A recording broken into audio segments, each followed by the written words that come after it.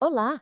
Na gestão em saúde, liderar significa navegar em cenários bem complexos, né? E para isso, existe uma ferramenta que é simplesmente essencial: o planejamento.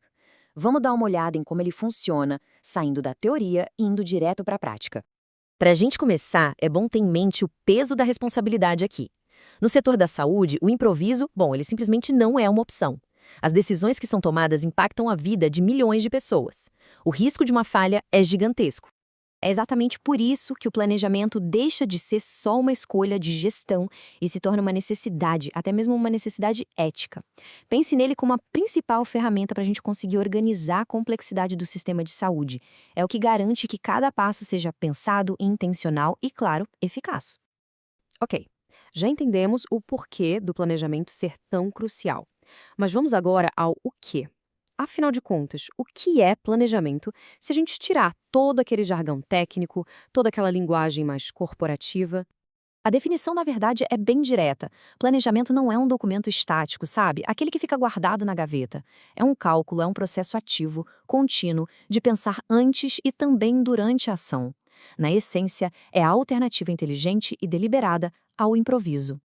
E aqui é fundamental a gente separar o mito da realidade. Muita gente pensa que planejar é só criar burocracia, papelada ou que limita a criatividade, mas é justamente o contrário. Planejar é sobre dar poder à ação, é sobre transformar situações e usar a liberdade para construir o futuro que a gente quer, em vez de só ficar reagindo ao que acontece.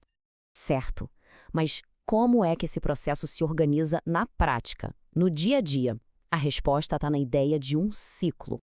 Isso mostra que o planejamento não é uma coisa que a gente faz uma vez e pronto. Não, é um processo contínuo de aprendizado e de ajuste. E esse ciclo oferece um caminho bem metódico. A gente começa com diagnóstico, para entender a situação. Depois, prioriza o que é mais importante.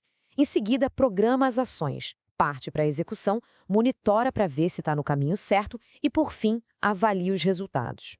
Um passo leva ao outro, numa lógica que guia toda a gestão. E para isso não ficar só na teoria, olha só como aquele ciclo abstrato se torna uma ferramenta super concreta.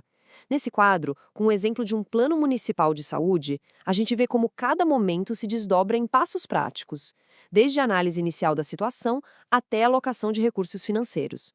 Agora, dentro desse ciclo todo, o primeiro passo, o diagnóstico, talvez seja o mais crítico de todos, e ele depende de uma coisa fundamental: dados, informação. Um bom planejamento sempre começa com um entendimento profundo e verdadeiro da realidade. Então, fica a pergunta: como se começa a construir esse retrato fiel da situação de saúde? De onde vêm as informações que vão servir de base para todas as decisões que virão depois? A resposta está em buscar evidências. Um bom diagnóstico precisa combinar fontes quantitativas, como os sistemas de informação e os inquéritos, com fontes qualitativas, como o conhecimento prático das equipes e da própria comunidade. É essa mistura que garante que o plano seja baseado na realidade e não em achismos ou suposições. Mas vamos ser sinceros, ter o processo ideal desenhado no papel é só metade do caminho. A parte mais desafiadora da liderança é, sem dúvida, navegar no abismo que muitas vezes existe entre a teoria e a realidade do dia a dia. Porque, afinal, o planejamento não acontece no vácuo, né? E aqui a gente chega num ponto crítico. As pressões institucionais, a correria, tudo isso pode transformar o planejamento num mero ritual.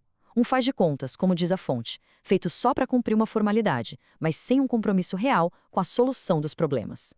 E isso nos leva à reflexão final, que vale para toda a liderança na área da saúde. Como construir essa ponte entre o ritual e o resultado? Como garantir que o plano saia do papel e se torne, de fato, uma força de transformação? A resposta para essa pergunta é o que define, no fim das contas, a verdadeira eficácia da gestão.